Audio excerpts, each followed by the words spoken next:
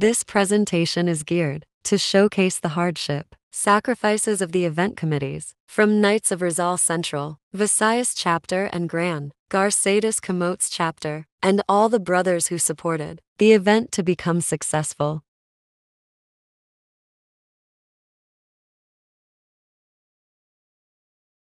First time in history that Cebu City hosted the Knights of Rizal 24th International Assembly.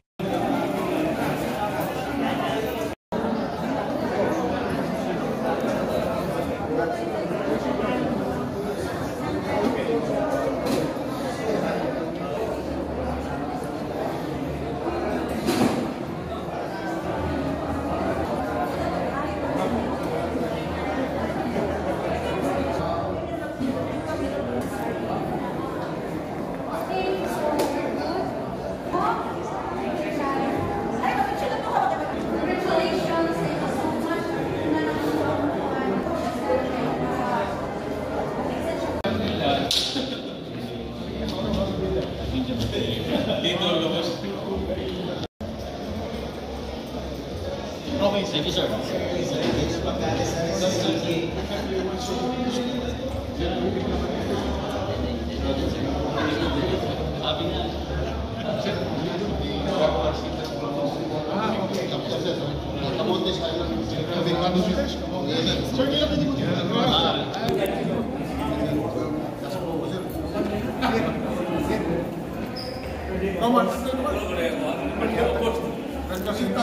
Pwede na pape, pag-unit.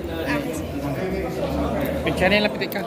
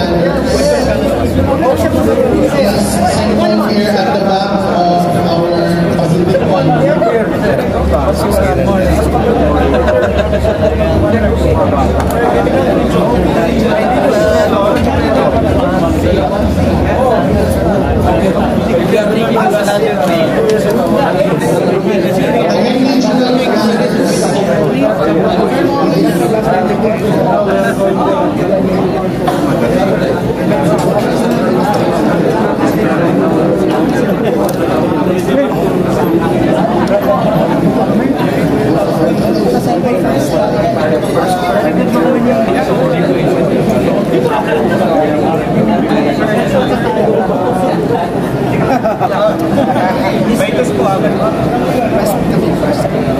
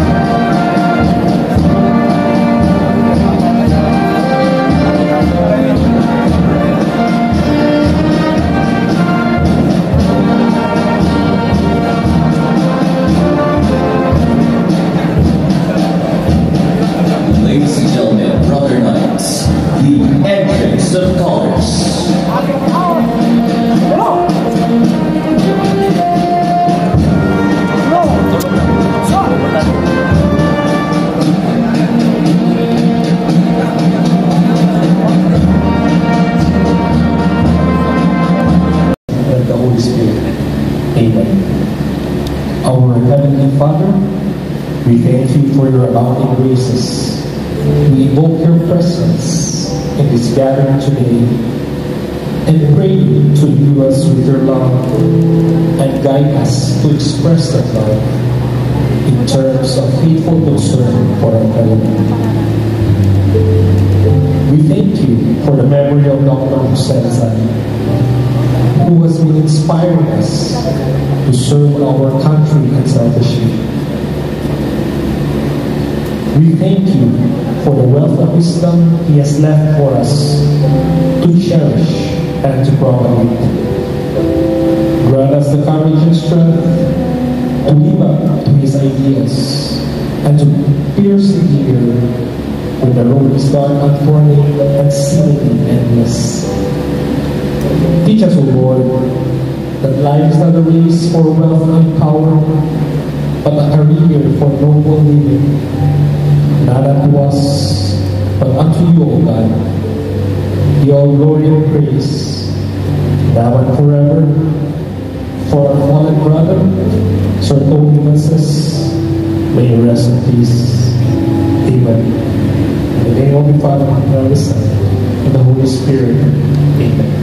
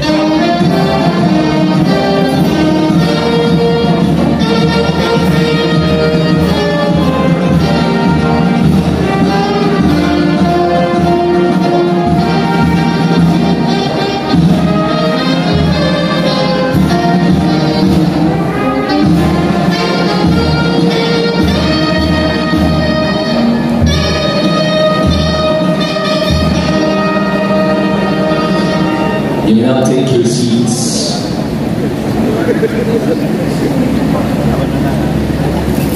Brother Knights, ladies and gentlemen, guests, welcome to the 24th International Convention of Cebu, Philippines. Why don't we give each and everyone a big round of applause? Are you all happy? Yes! Para kanina, hingi ng applause, mahina. Parang walang tanghalian. Shall we give ourselves a big round of applause?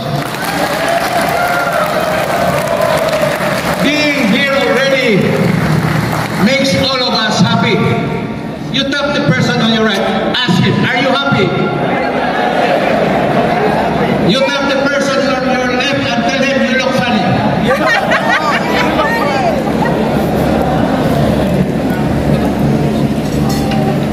Let me start my welcome remarks by asking this question. Why did we join this very exalted civic? Our Supreme Commander, Sir Raymond Del Rosario, the other trustees present, Sir Mark Guado, Sir Joel Toplano, Sir Dr. Arthur Villafuerte, and Sir Joby Salazar, and two of our Council of Elders here present, Sir Chief Justice Hilario Davidi. I took my oath of office as an RTC judge before him, and I also complained to him that I was not promoted. But you know, his answer was, in God's time. Sir Virgilio Guerra, sir. Former trustee, Sir Emmanuel Calero. And Sir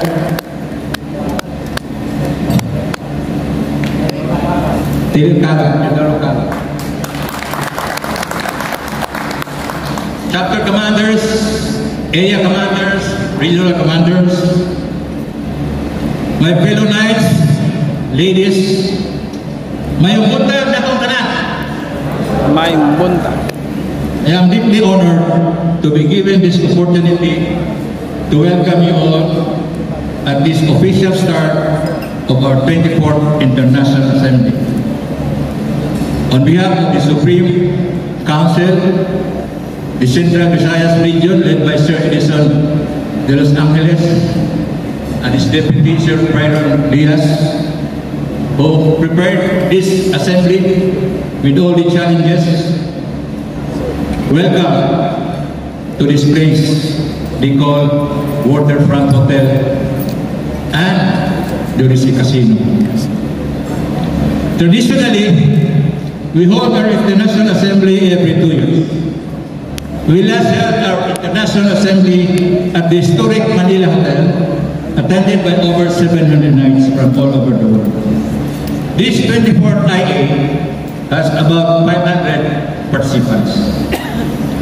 This year's theme focuses on lampara ng pagkakaisa, igniting resilient path to a perfect national union, or Rizal, the lamp, the light. With this theme, I pose also this question: who made Rizal the foremost national hero of our country? Why is Rizal our greatest national hero? Can we draw inspiration from him yesterday, today, and tomorrow? Webster's New International Dictionary of the English Language defines a hero as a prominent or central personage taking an admirable part in any remarkable action or event. Gregorio Saidi and Sonia Saidi in their book, Jose Rizal, Life, Works, and Writings of a Genius, Writer, Scientist, and National Hero, revised the claim that Rizal is our greatest hero because, as a towering figure in the propaganda campaign, he took an admirable part in that movement, which roughly covered the period from 1882 to 1896. His book, Noli Me Tangere, which evoked such favorable and unfavorable comments from friends and foes alike, was the single work of a Filipino writer during his era that contributed tremendously to the formation of Filipino nationality. No other work or writing by a Filipino author up to this day has aroused as much as acrimonious debate, not only among our people, but also among the reactionary foreigners as the Noli of Rizal. By the Noli alone, Rizal among his contemporaries had become the most prominent or the central figure of the propaganda movement. Why did Rizal become the greatest Filipino hero?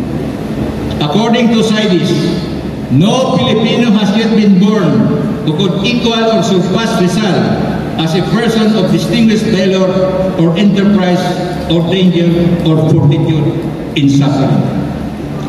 Rizal wrote that what is most admirable in Rizal is his complete self-denial, his complete abandonment of his personal interests in order to think only of those of his country.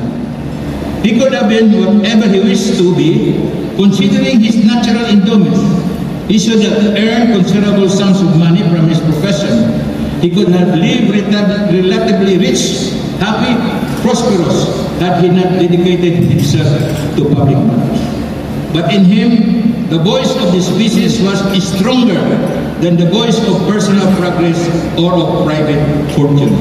And he preferred to live far from his family and to sacrifice his personal affections for an ideal he had dreamed of. He heeded not his brother, not even his parents, beings whom he respected and venerated so much, in order to follow the road his conscience has traced from him.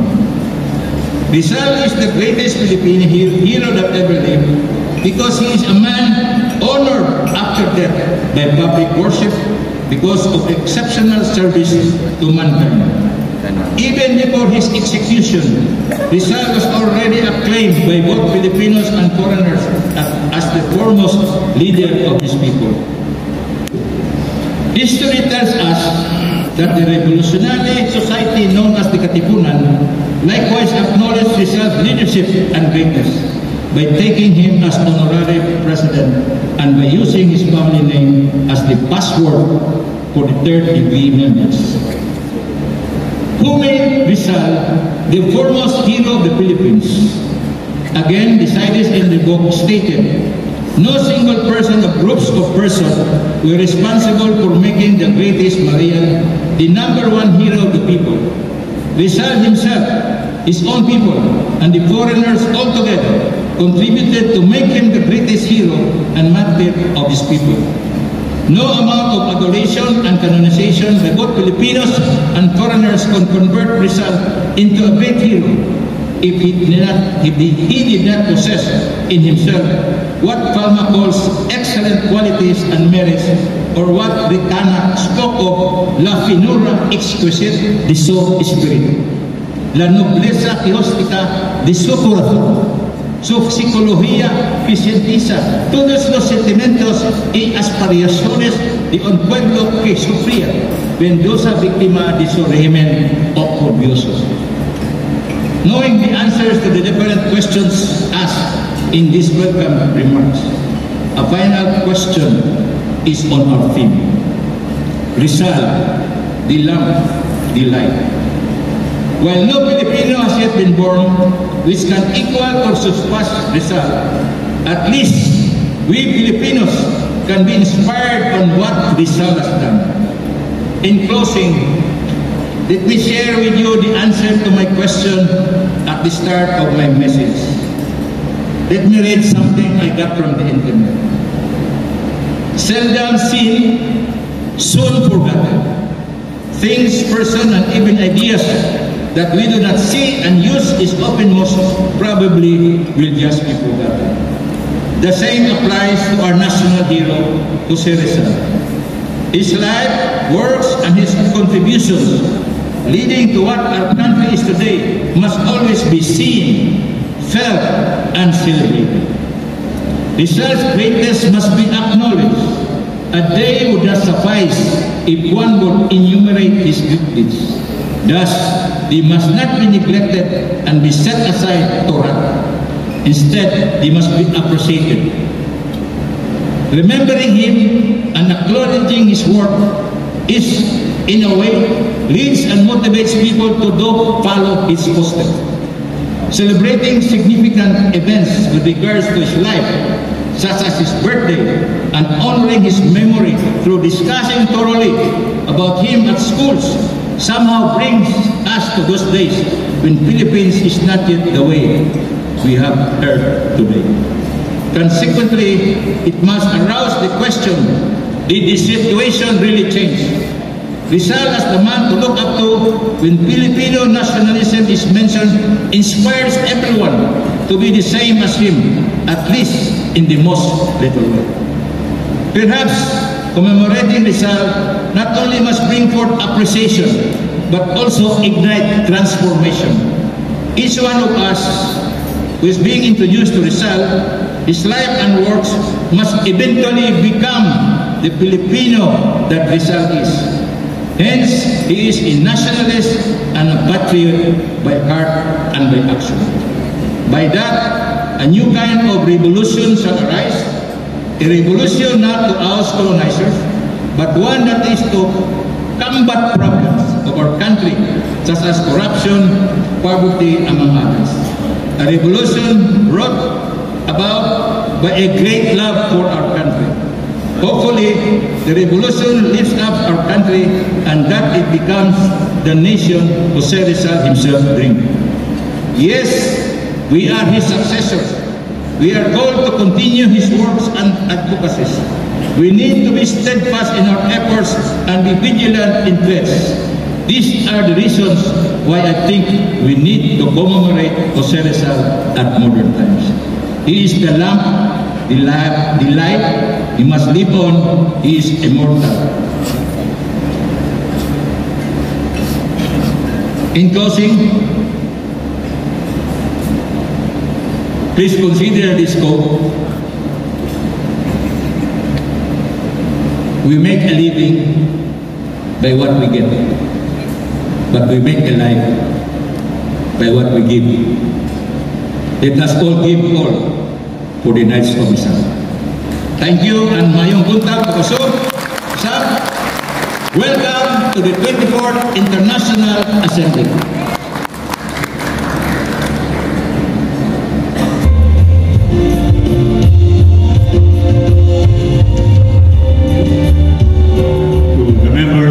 Supreme Council and the Council of Elders, to all our knights, ladies and guests, I have the honor to present to you the dignitaries and officers present during this historic 24th Knights of Rizal International Assembly.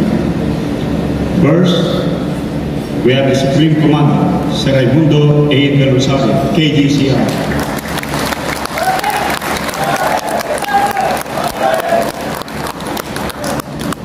Our Supreme Chancellor and Chairman of the Knights of Rizal International Assembly, Sir Mark Roy L. Guado, KGO. Of course, yours truly, the Supreme Forceman, Sir Joel D. Butano, KGO. The Overseas Representative and Supreme Archivist, Sir Arnold Villafuerte, KGO. The Deputy Supreme Forceman, Sir Jose Vicente D. Salazar, KGO. And the Deputy Supreme Executive, Sir Rafael Crescencio C. Ta Jr., KGO. From the Council of Elders, our Supreme Commander Emeritus, Sir Chief Justice Hilario G. Davide Jr., KGCR.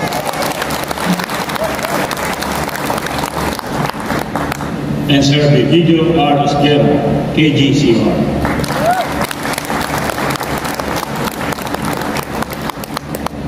And one of the Pro Patria awardee, who is now the past Supreme Commander, Sir Lino Paras, KGCR.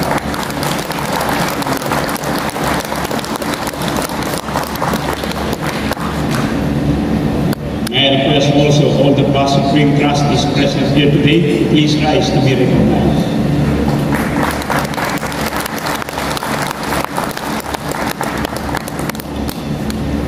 Our guest of honor and keynote speaker, the Chairman and CEO, Securities and Exchange Commission, Attorney MLB Aquino, CPA, who will be introduced properly later.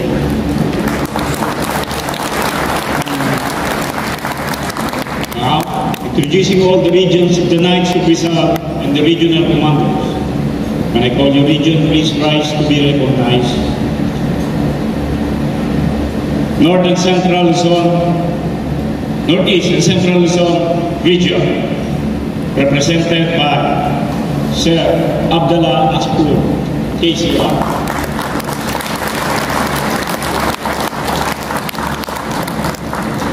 NCR, Sir Mark Lawrence Monterde, KCR, represented by Sir Ernesto Urbano, KCR, Area Commander for North NCR. The Delegate, please rise also from NCR.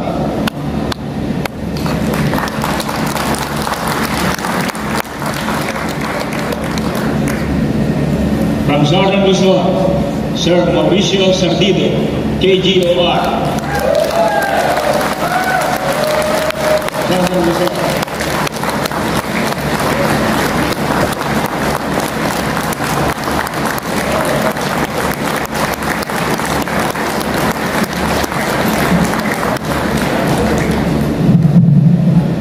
Bicol Region represented by Sir Nathaniel Albizo, KOR, Naga City Chapter.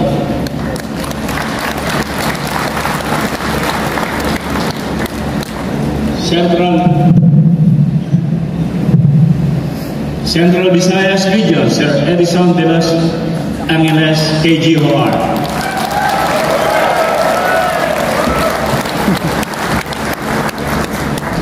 Mindanao, Sir Lian Calledo, KGOR.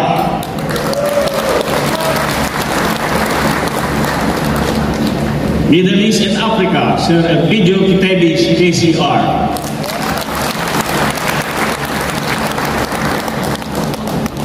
Europe Region, Sir Albert Arevalo, KGOR.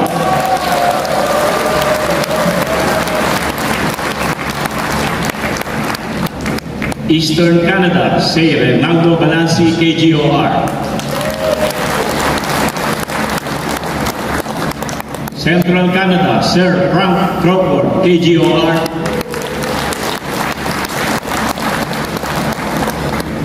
Western Canada, Sir Pelino de Jesus, KGOR. Eastern USA Region, Sir Victor Sison, KGCR, represented by Deputy Regional Commander, Sir Ed Tolosa, KGOR.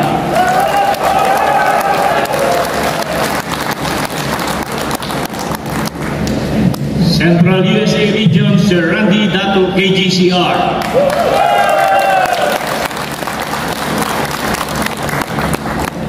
Western USA, Sir Dante Olanday, KGOR.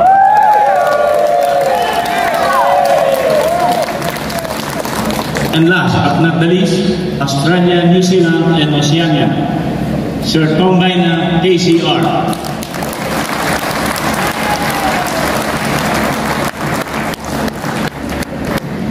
Recognizing also our ladies organizations present, the Kababaihang Rizalista chapters all over the world.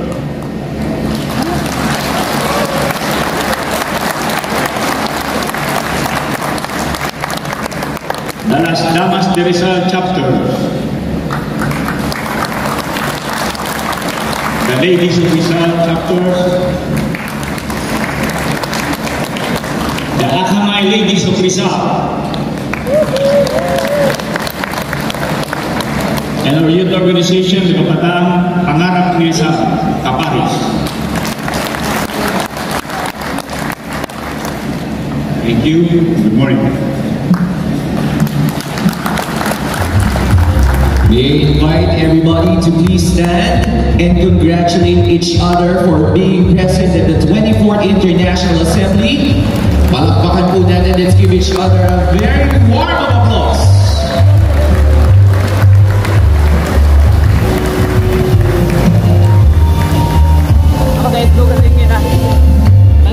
Congratulations for making it to the 24th International Assembly.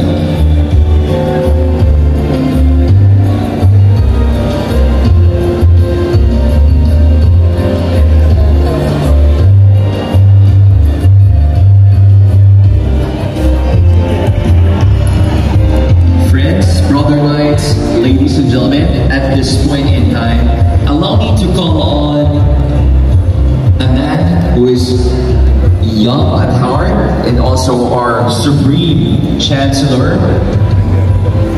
Rather, our Supreme Chancellor, who was the chair of the JRMSP and the co-chair of the recently concluded NID Indaki. Please give a big hand to introduce our keynote speaker, Sir Mark Roy, L1 of KGOR.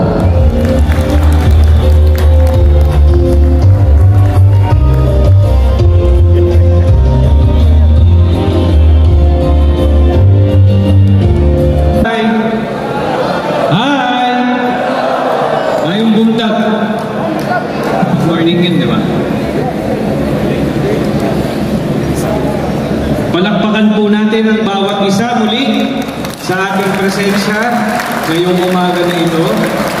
Yung kunwari po excited na palakpak. I'm very happy to see all of you. Yung iba po sa pangalan ko lang nakikita at ngayon talagang personal ko na po kayo na-meet. I'm very honored today at this point to introduce to all of us our keynote speaker.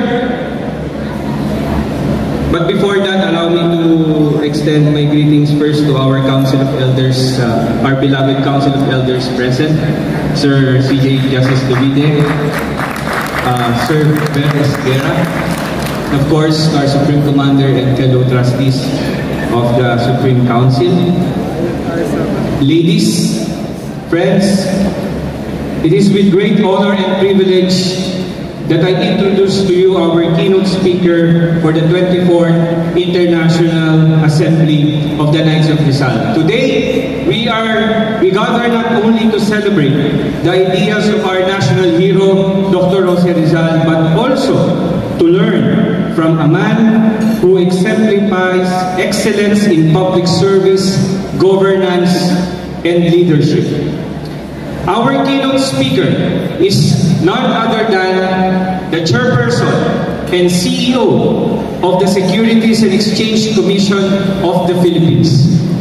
With a fast-tracking career spanning over 2 decades, our speaker has steadily risen through the ranks from Attorney 3, Director of the 2 SEC regional offices, Davao and Zamboanga, Commissioner and now SEC Chairperson and CEO. Under his dynamic leadership, the SEC has been recognized as one of the top 10 best performing government agencies in the country according to the Makati Business Club survey. A multi-awarded leader, a 16th place bar exam top-notcher and a certified public accountant, he has consistently demonstrated exceptional expertise in law, finance, and regulatory enforcement. His academic excellence is reflected in his achievements.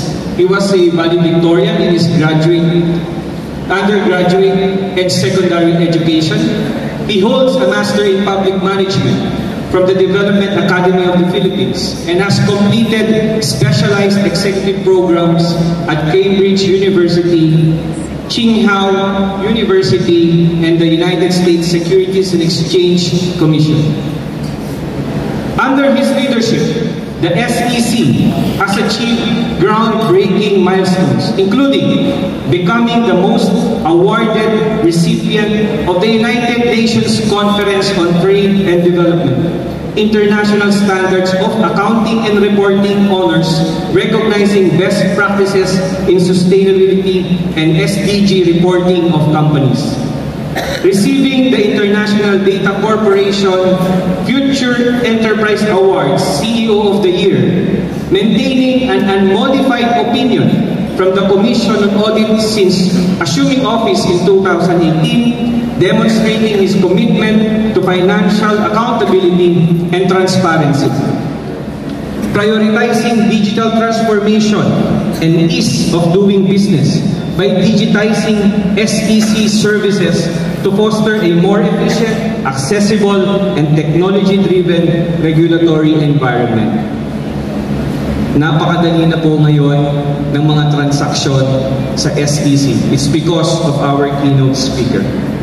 His unwavering dedication to public service has earned him numerous prestigious awards, including, marami po ito pero pinili lang po namin yung notable recognition such as the Outstanding Filipino Award by the JCI Senate Philippines. It is the considered Nobel Prize of the Philippines, given by the JCI in Government and Public Practice. The Global Excellence Award by Rising Tigers, the Lingkod Bayan Award by the Civil Service Commission, the Distinguished Veteran in Government Service Award by the San Beda University Alumni Association, the Accountancy Centenary Award of Excellence recognizing him among the top 100 CPAs in the Philippines. And of course, the Gold Tamara Award by the Boy Scouts of the Philippines. Beyond his contributions to corporate governance, he is a dedicated servant leader, actively involved in numerous civic and professional organizations. He is a committed member of the National Eagle Scouts Association of the Philippines, and in recognition of his lifelong dedication to leadership, service, and integrity, he was honored with the prestigious Distinguished Eagle Scout Award. He has also held key leadership roles in the Boy Scouts of the Philippines. He is our Senior Vice President and member of the National Executive Board from 2021 to present. He is the President of Integrated Bar of the Philippines 2013 to 2015. The IBP Zamboanga chapter was conferred the National IBP Best Chapter Award Category B 2015. Rotary International District 3850 recognizes the most outstanding club president in 2010 with 13 other club awards and 6 Rotary International citations and distinctions. District Secretary and Awards Chairman conferred by the Rotary International District 3850. As Knights of Rizal, we uphold the virtues of patriotism, self-discipline, excellence, values that our speaker has embodied throughout his career. Just as our national hero champion, education, civic engagement, and nation building, our keynote speaker has devoted his life to fostering a more transparent, just, and progressive society through his work in financial governance and regulatory reforms. Today, as we reflect on our responsibilities as modern-day Rizals, we are privileged to hear from a leader whose work has profoundly impacted the nation's financial stability, economic integrity, and ethical leadership. His message will undoubtedly inspire us to continue our mission of service, excellence, and national pride. Without further ado, it is my distinct honor to present to you our keynote speaker for this International Assembly, SEC Chairperson and CEO, Attorney Emilio B. Aquino.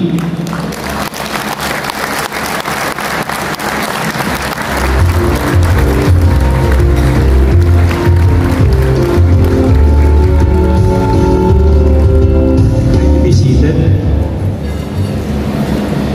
Medyo mahaba yung introduction ko. I'm afraid it's going to be longer than my keynote address. Anyway, thank you, Sir Mark, for such a very kind introduction. Let me just go through protocols. Supreme Commander Sir Raimundo del Rosario. Of course, our International Assembly Chairman, Mark Roy Guado, Vice Chair, Edison de Los Angeles.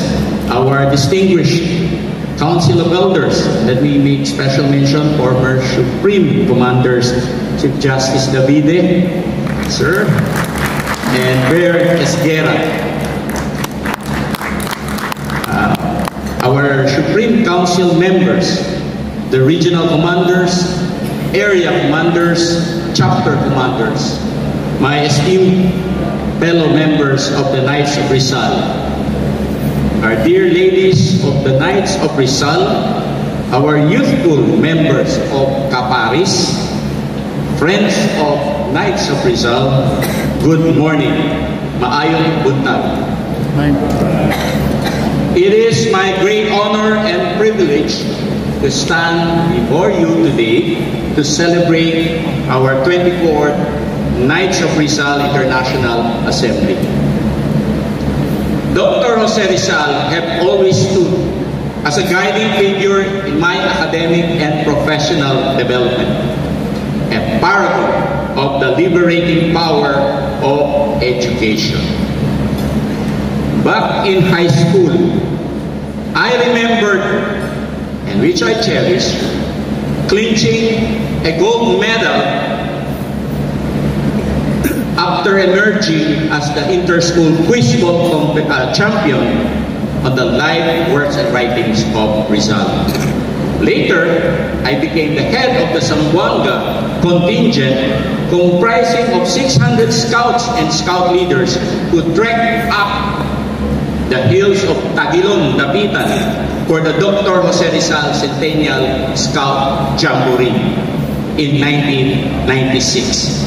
And I recall vividly now that I have the description printed in our Boy Scout contingent shirts, "Fair Hope of the Fatherland," which I lifted from the young Rizal's poem to the Filipino youth, "A la Juventud Filipina," which goes this way: "Hold high the broad serene, O youth, where now you stand. Let the bright sheen of your grace be seen, fair hope of our fatherland." Our national hero has been our inspiration, so that during our elementary school days, when we started our Boy Scouts advancement program from the lowly tenderfoot scout rank, our goal was to attain the Jose Rizal Scout rank, which was the highest rank then. However, by the time I earned in high school, when I earned it, it was already changed to Scout Citizen Award. But I still strive for excellence, inspired by our national hero, and devoted myself to youth and leadership development, and continue to do so till this day through the Boy Scouts of the Philippines, as mentioned in the kind introduction of Sir Mark. I have been the Senior Vice President of the Boy Scouts of the Philippines for 4 years now, and as member of the National Executive Board for 8 years. And I am actually sitting in that same board together with Sir Mark Guado in the National Executive Board. All through my life, I believe that education is the key to success. As some of you may know, I finished, as mentioned in the introduction, a degree in accountancy with magna cum laude honors and as class valedictorian.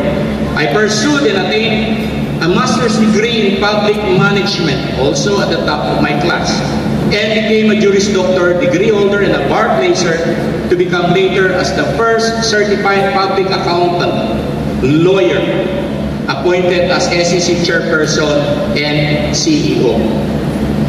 But throughout my tenure in the SEC, I was still presented with opportunities to learn new things every day, even things outside my expertise, like AI, fintech, cryptocurrencies, and blockchain. Surprisingly, Chief Justice Davide is familiar with these esoteric topics. I'm really impressed, Chief Justice Davide, on that. And by the way, Chief Justice Davide was among those who started the judicial reforms in our Supreme Court and the lower courts using technology when he was Chief Justice. Let's give him a hand. The words of Dr. Rizal echoes in my ears. We are all lifelong learners. Never stop learning, I admonish my staff, especially when I send them off to foreign studies. And we do have quite a number of scholars. I told them to return home with even just one key takeaway and then apply it here in our country. To me, learning is never learning unless applied. And in the meantime, for heavily investing in our people, SEC has been recognized as one of the world's best employers by the Investor in People, which is a reputable London-based HR, or Human Resource Award-giving body. They noted the bespoke HR, or Human Resource Department, which I created to specifically take care of our most valuable assets, our people. This further earned us our Civil Service Commission Prime HRM Level 3, giving SEC SEC the distinct honor of achieving the highest level of prime HRM among national government agencies. Now, just last week, I sent 60 of our lawyers to attend the IBP convention, which was held in this very same venue. So we do invest in the professional advancement and education of our SEC champions, as I call them. Because again, to me, an organization is only as good as its people. We must make them more valuable. All the heights that this life can offer are only attainable through a good education, which is why I appreciate fully the theme of this year's International Assembly, Lampara ng Pagkakaisa, Igniting Resilient Path to a Perfect National Union. The LAMP is an apparatus that guides wayfarers out of darkness. But more than just a beacon for us to follow, the lamp, the light, also has its unifying effect. Under the brilliance of the light shining through the lamp, we stand together because we all enjoy its warmth. On the same note, we can expect people to stand together if we are all in possession of the truth, which can only be made possible through education. Thus, education is the lamp of unity, ang lampara ng pagkakaisa. But what comes after finding that light?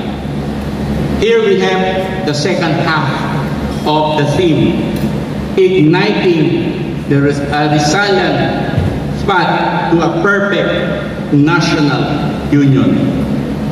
Like Dr. Rizal, my attainment and continuous pursuit of knowledge gave me clarity as to the real purpose of education, and that is service. Knowledge is properly used only when it is channeled into noble acts of service toward our fellow men. This can take on different forms, food provisions, shelter, healthcare and relief operation, etc. In my case, I use our collective knowledge in the realm of corporations, capital markets, and the investing public. I serve my country by seeking to democratize wealth so that our Filipino entrepreneurs and investors have a fair and attainable chance toward financial sustainability and a prosperous future. This is the path I chose to ignite so that we can achieve a perfect national union. I invite everyone here in this room to look at how you are igniting your own path. As Filipinos, our route should not just be like any other path. It must also be a resilient path. And so, we must devise it to carry out the values of Dr. Rizal. Like what our Deputy Supreme Executive, Sir Judge Rafael Tan, mentioned in his opening remarks, Filipinos must become like Rizal. As chairman of the SEC, I made sure to infuse the Rizalian spirit in the heart of the agency. We launched several initiatives that pursue sustainability, reflecting Rizal's love for nature and preservation of our natural resources. According to our Supremo, Dr. Rizal started SDGs way back in the late 1800s.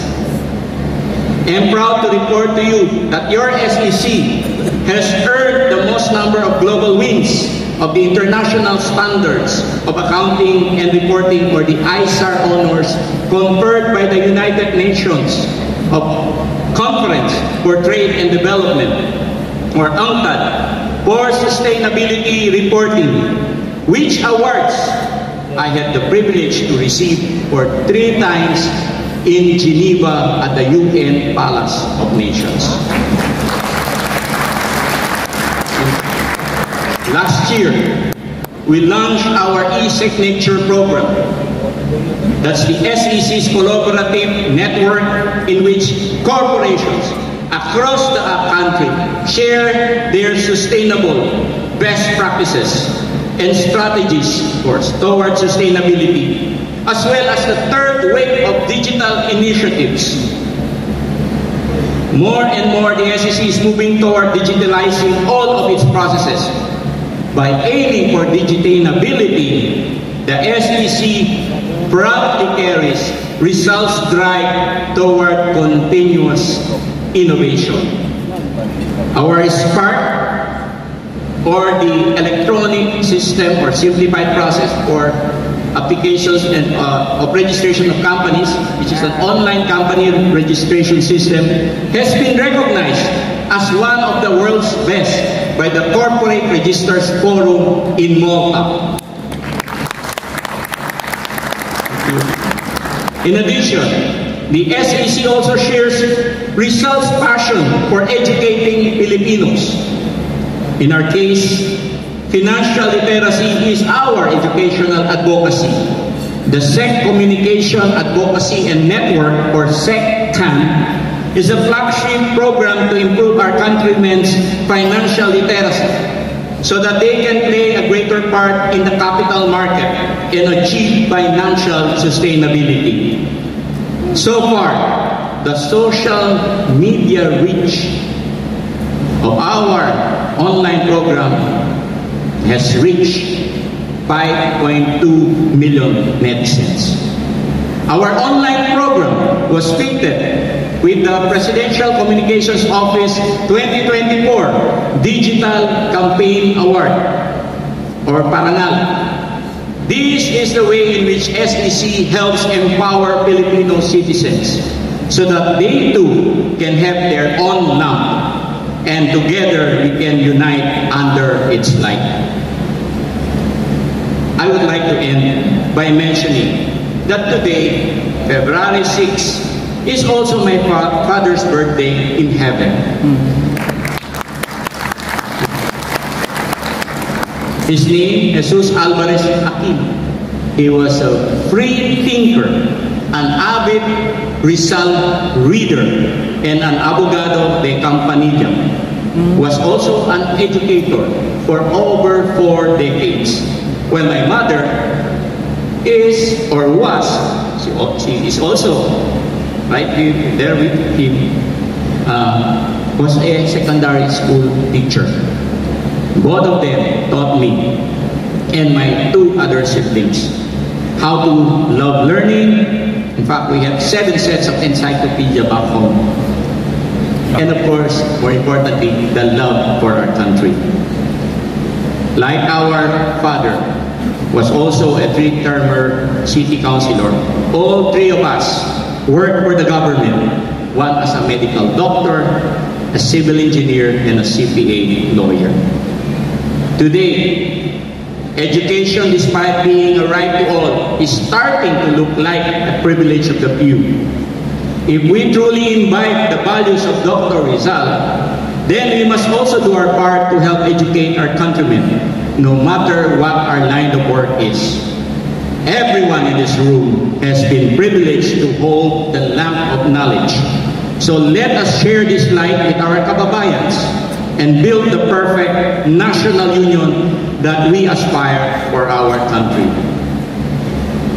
In his final and most famous obra maestra, Mi Ultimo Adios, which he did inside his alcohol lamp to secretly slip it to his family, our national hero expressed his unconditional love for our country just before he gave it his last full measure of devotion, and which death he was willing to undergo once more, even in his best form, if he has to, for the sake of our country. When he said, And you are familiar with this. Adiós, patria y adorada, región del sol querida, perla del mar de oriente, nuestro perdido Edén. A darte voy alegre, la triste busca vida, y fuera más brillante, más fresca y más florida. También por ti la diera por tu bien. Translation, later portion. With gladness I give you my life, sad and repressed, and were it more brilliant, more fresh, and at its best, I would still give it to you for your welfare at most. This masterpiece and his martyrdom, plus of course his two immortal novels, The Noli and Fili, brought national unity to Filipinos that led to our country's independence. Under these present times, I ask you, Sir Knights, how do we replicate this in our own modest and less hope way? Well, I know we all can. Each and every one of us here are blessed with our own love of knowledge that will clearly light up toward that way.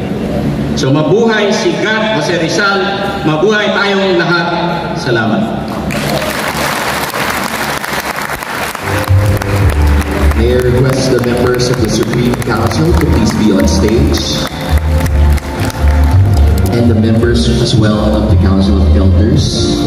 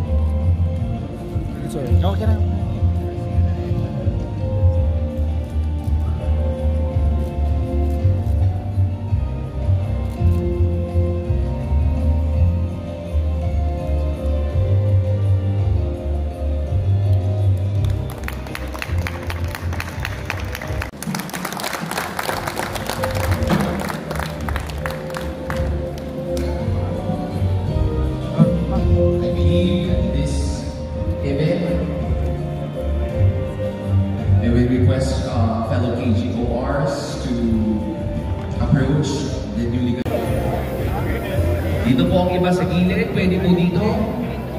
Kita po lahat dito. Let's have a sir.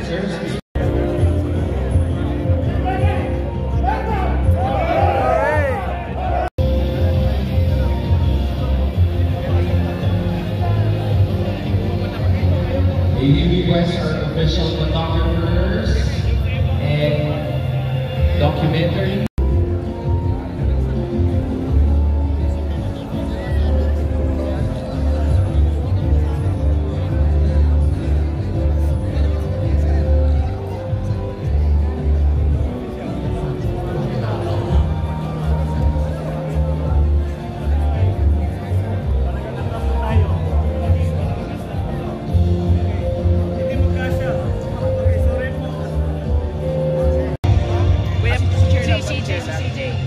A few moments later. Ay mga lods, may VIP tayo na i-assess ngayon.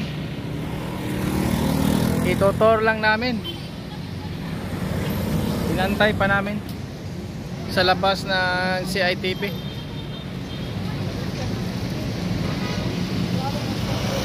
Pupunta kami ng 10,000 roses siguro, tsaka stops, Port San Pedro at saka Magellan's Cross. Yun ang namin.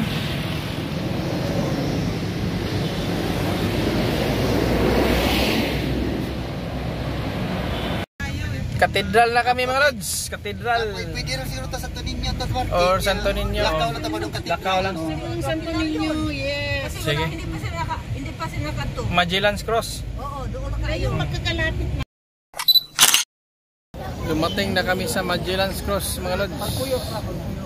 Sa ligsik na.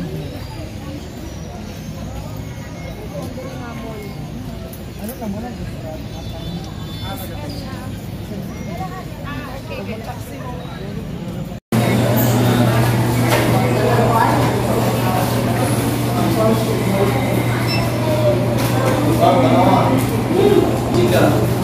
Namili kami ng mga kuhan dito sa Casa Niño, mga lods. Mga souvenirs.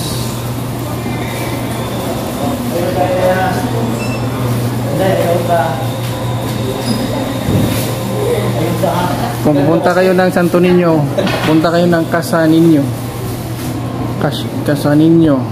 Bibili kayo ng pangpasalubong. One for us, the vibrant spirit of nationalism and nationhood. We trust you will always be reminded of the need and the duty to keep alive in our minds and in our hearts the virtues and teachings of Dr. Jose Rizal.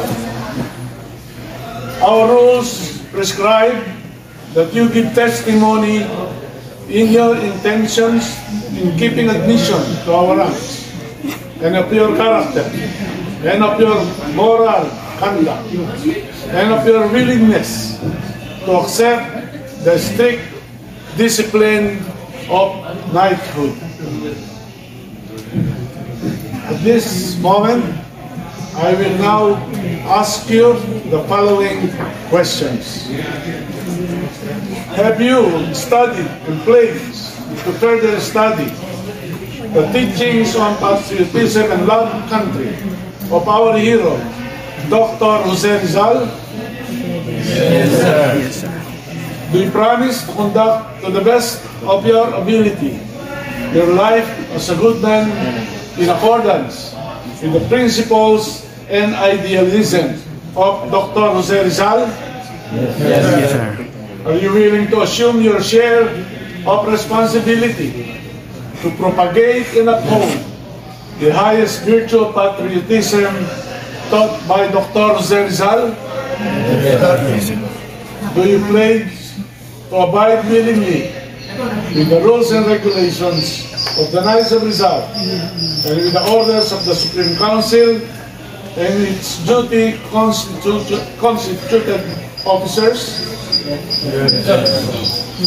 Do you voluntarily pledge to do all these things without mental reservation or purpose of evasion? Yes, sir. Having satisfactorily answered these questions, the Supreme Chancellor will now remove the blindfolds, but the candidates should remain standing. You can remove the blindfold. Yes, remove the blindfold.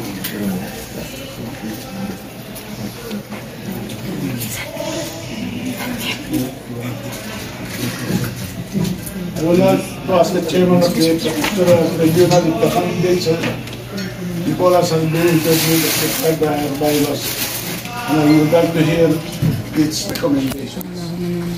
Illustrious Supreme Commander, it is my privilege to report and announce that this prefectural tribunal has conducted, as prescribed by our bylaws, a quiet investigation and evaluation of the public and private lives of all the candidates here before us and has found them meritorious and acceptable. By virtue, therefore, among other things, of their knowledge of the teachings of Dr. Jose Rizal, we have found them worthy of admission to our order. This tribunal wishes to take this opportunity to express its warm and sincere congratulations to the candidates.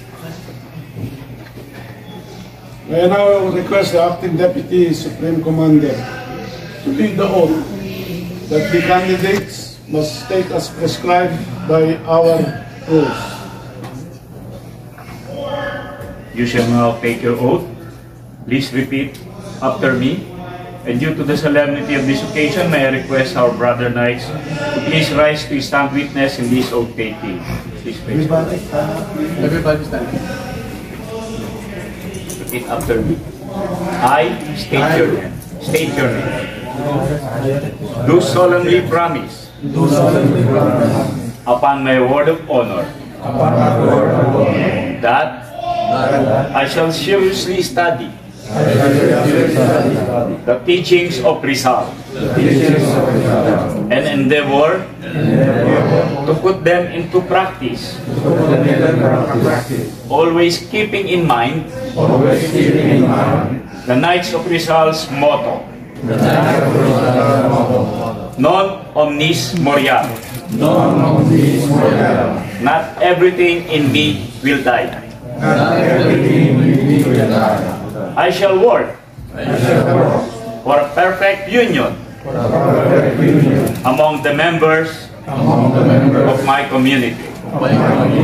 I shall do no wrong and shall protect and defend my fellow men against all violence and injustice. I shall endeavor as far as possible to extend assistance to my brother knights and fellow men to enhance their programs and promote their welfare. And I shall uphold and strictly obey the bylaws of the order and its rules and regulations. Congratulations.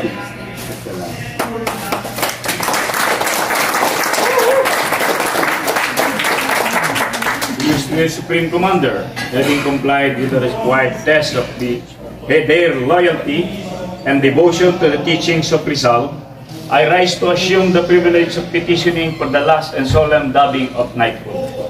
We will start from left going to right, sir.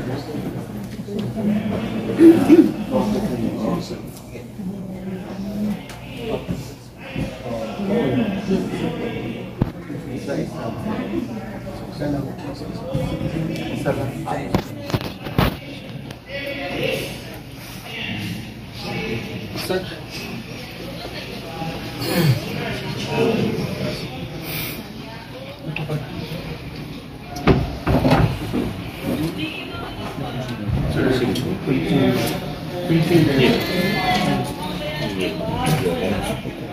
Left. No. You place this one here. Yan. Yan. Okay.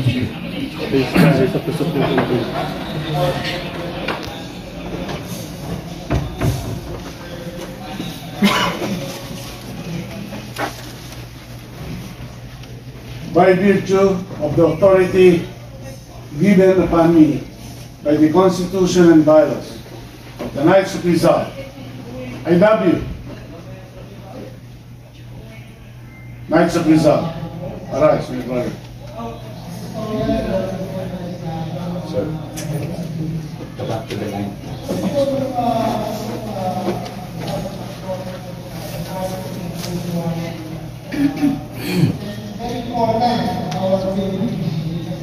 By virtue of the authority given upon me in the Constitution and bylaws, the order of the Knights of Rizal, I love you.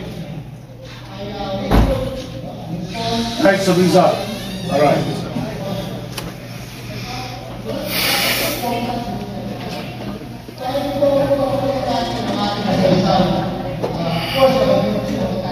By the authority vested upon me in the Constitution and bylaws of the order of the Knights of Rizal, I love you. Knights of Rizal, arise.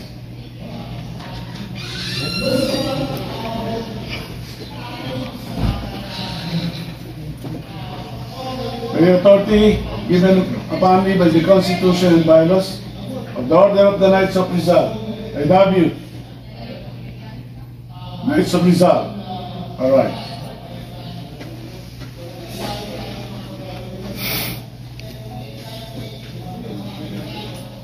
by the authority vested upon me by the Constitution and bylaws of the Order of the Knights of Rizal. I love you. Knights of Rizal. All right.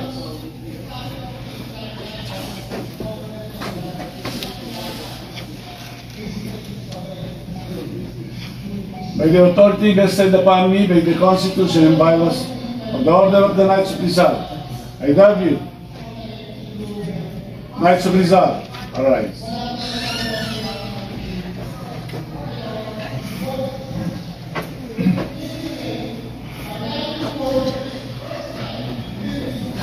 By the authority vested upon me by the Constitution and bylaws of the Order of the Knights of Rizal, I love you.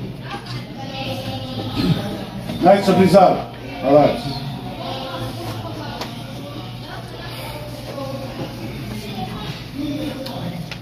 By the authority vested upon me by the Constitution and bylaws of the Order of the Knights of Rizal, I love you. Knights of Rizal. All right.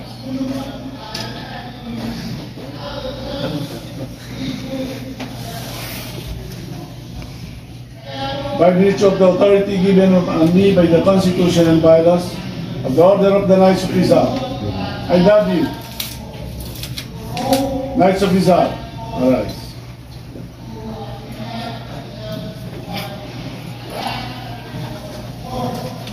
By the authority vested upon me by the Constitution and bylaws of the Order of the Knights of Rizal, I love you. Knights of Rizal. All right.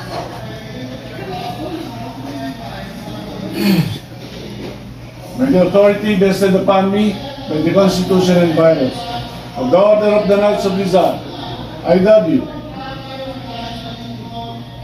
Knights of Rizal. All right. What say?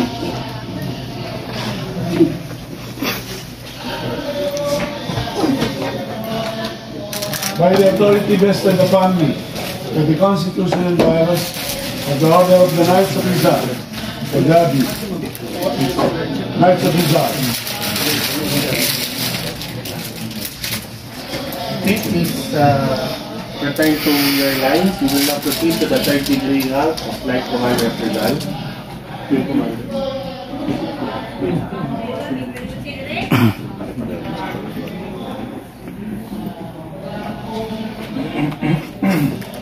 I hereby declare this assembly open for exaltation ceremony to the third degree in the rank Knight Commander of Rizal.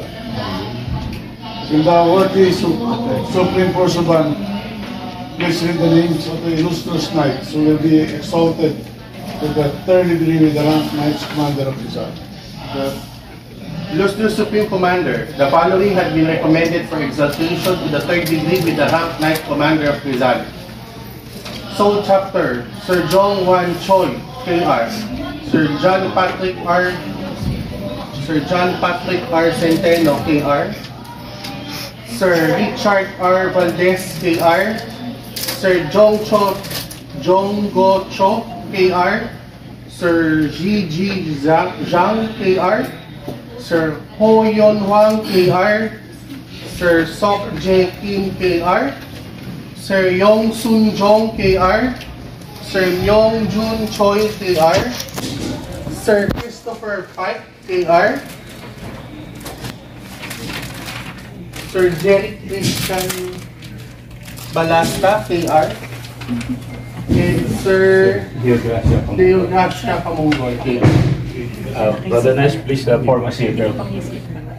Please, sir, dito kasi. And just you form a circle around Sir Jerry. You form a big circle with Sir Jerry. Closer.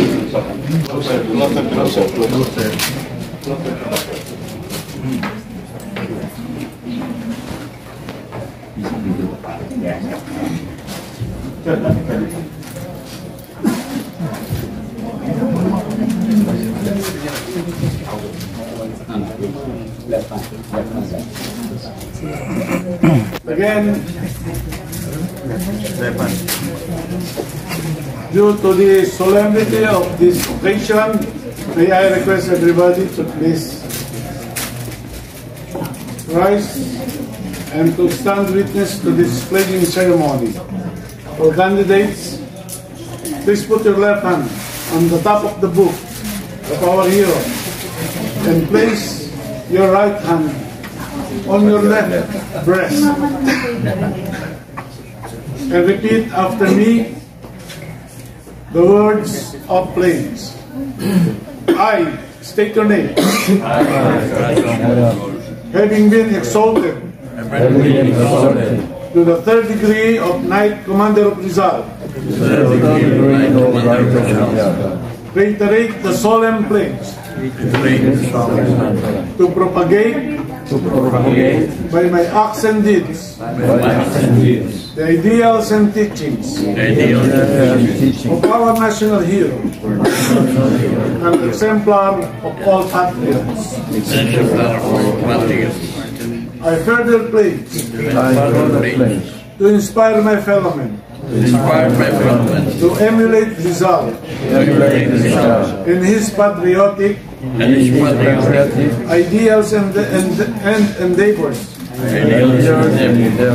spread his teachings and put to practice his exemplary and exalted values and principles. Finally, I pledge that I shall forever dedicate myself to the lofty goals and objectives of the order, and always strive to live up to its expectations and comply with the duties and obligations of a Knight Commander of Rizal. The Knights of Rizal are witness to the solemn promise I hereby make. Okay, please put your hands down. Please return to your lines earlier. Look on the side so that you can be photographed better. I now call on the Supreme Chancellor to please present the certificate. You read the citation. Exaltation to the third degree Knight Commander of Rizal in recognition of his meritorious service and signal accomplishments in the study, propagation, and practice of the values, ideals, and teachings of Dr. Jose Rizal, in acknowledgement of his unceasing pursuit of and continuing actions to actualize the lofty objectives and goals of the order as mandated in its charter and bylaws, and acting upon the positive recommendation of the lower prefectural tribunal, Sir is hereby exalted to the third degree rank of Knight Commander of Rizal. Let's call first Sir Ho Yun Wang KR. If your lady is present, The lady is present and also the Supreme Commander. I'm going to right.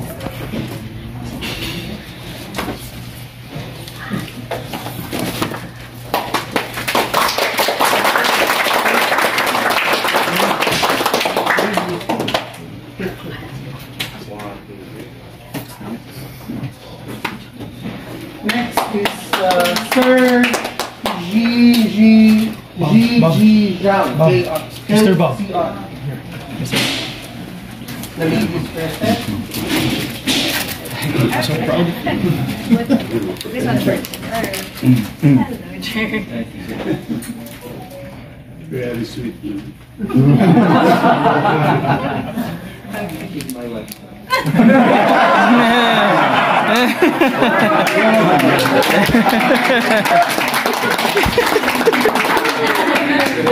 Sir Yong Soon Jong, KCR.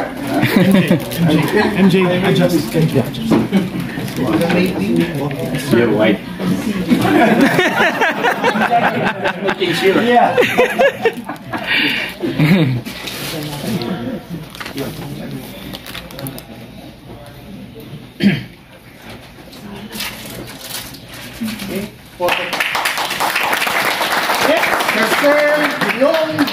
Choi. The lady.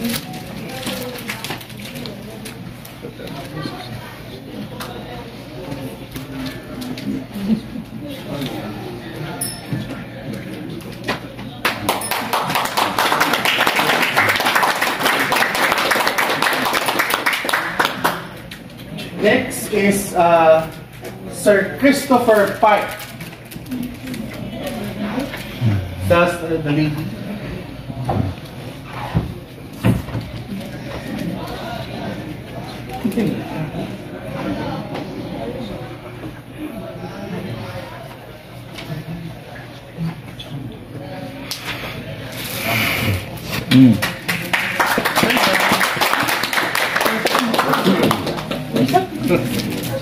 Next is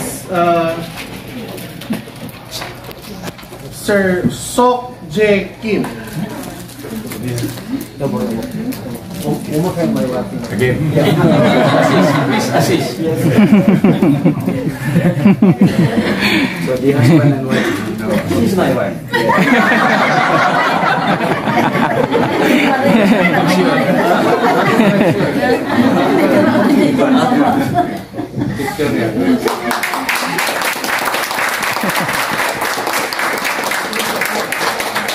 Next is Sir Jong Go Cho.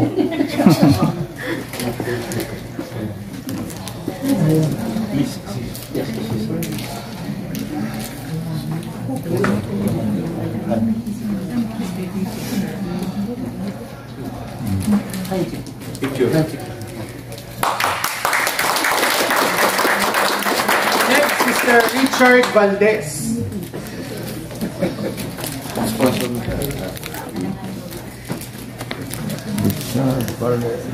Congratulations.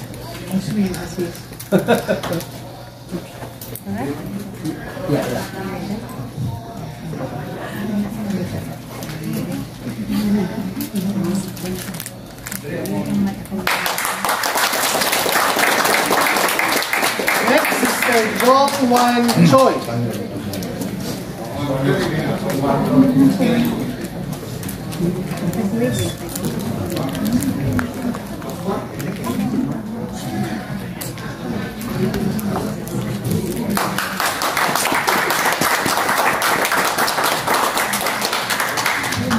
Sir John Patrick R. Centeno.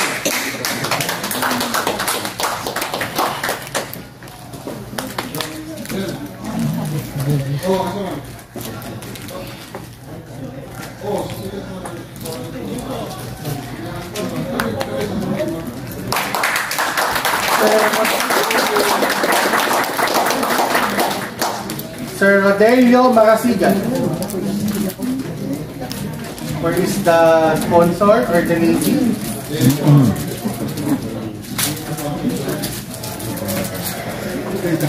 저쪽에 가면 어시스트가 사진 찍어주고 아이디 때문에 하면서 테니까 그리고 여기 챕터 번호가 나왔어. 내일은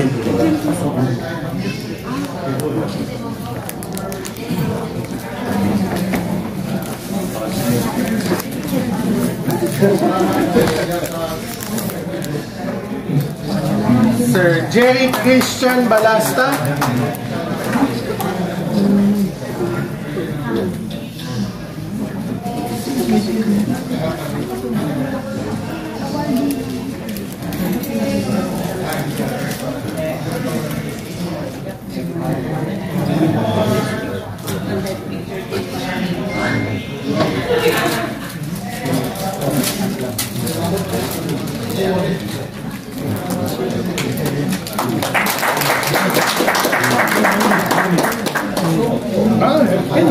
Later.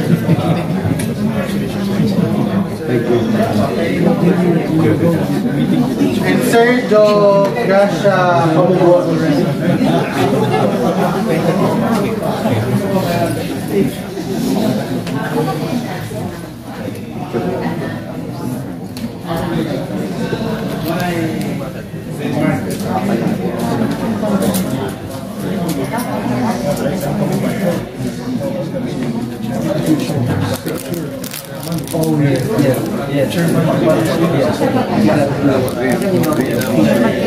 And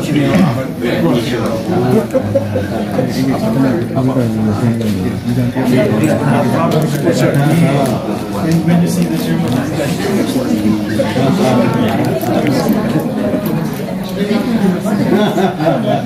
we will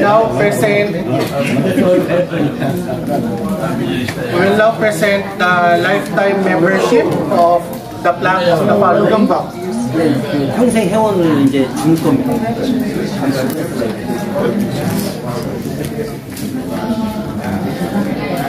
평생 회원이야. You can take a member in a lifetime. Your name is forever to. That the order of the Knights of Rizal by resolution unanimously approved by the Supreme Council and its members in a solemn assembly hereby confers the distinct honor as lifetime member upon Sir John Patrick R. Centeno, KCR.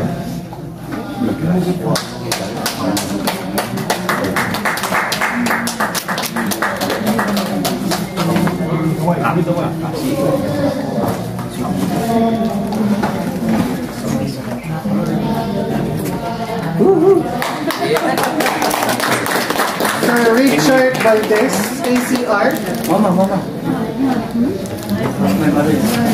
My father.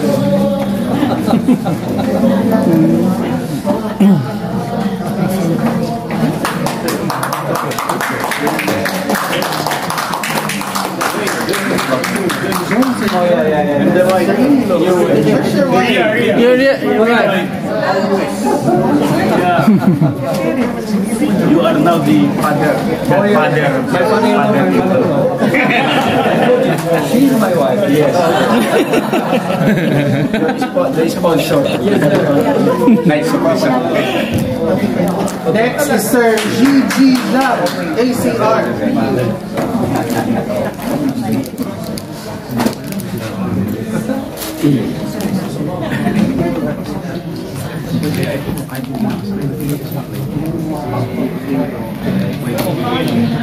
Next is Sir Jong Jo Cho.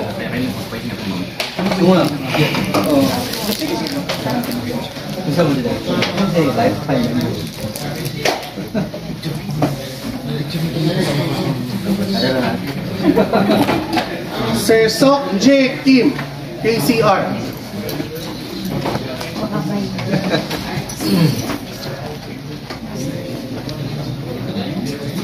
Sir Jong Wan Choi.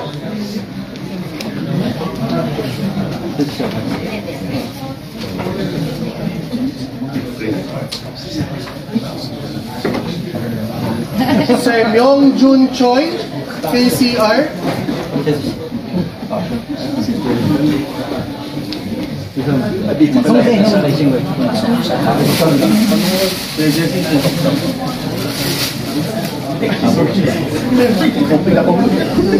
Sir Yong Sun Jong.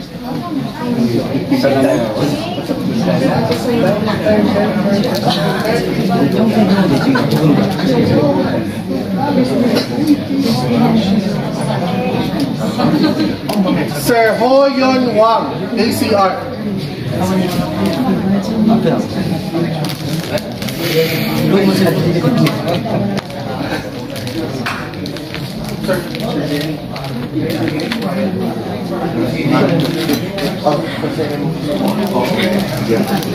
We will now grant also the charter to Seoul Chapter. Let us call all the members of Seoul Chapter here. Seoul Chapter. So many Seoul Chapters. Let us read their citation.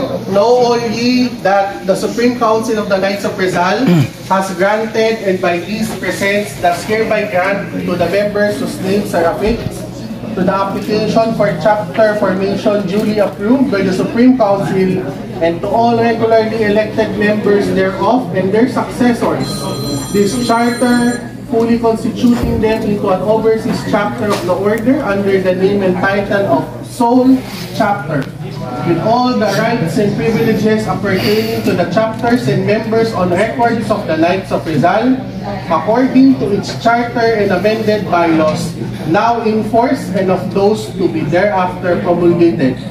This charter shall be in full force and effect from the date hereof, and for such times as the chapter and the members thereof shall conform with and abide by the charter and amended bylaws of the Knights of Rizal, as well as the resolutions, rules, and regulations promulgated by the Supreme Council and Council of Elders, and the appropriate circulars or memoranda issued by the Supreme Commander pursuant to and by virtue of the powers vested in him by the amended bylaws of the Order. Otherwise, this charter shall be revoked. In witness whereof, the undersigned duly authorized officers of the Supreme Council of the Knights of Rizal have hereunto affixed their signatures and caused the seal of the Order to be affixed the 7th day of February 2025 on the occasion of the 24th Knights of Rizal International Assembly held at the Waterfront Hotel and Casino in Lahug, Cebu City, Philippines.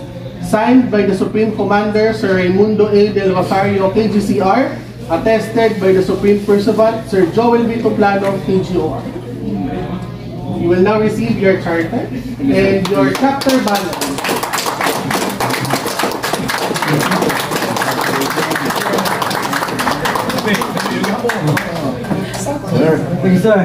Have your photo opportunity with the Supreme Commander and the members of the chapter.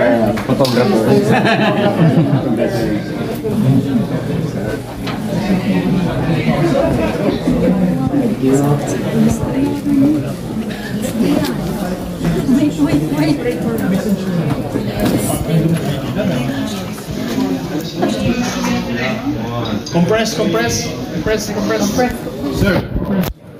Sige sir, okay lang po. Come on. It's okay. Yes. Shantay pa po eh. Okay. Shantay. Woo! Congratulations. Thank you.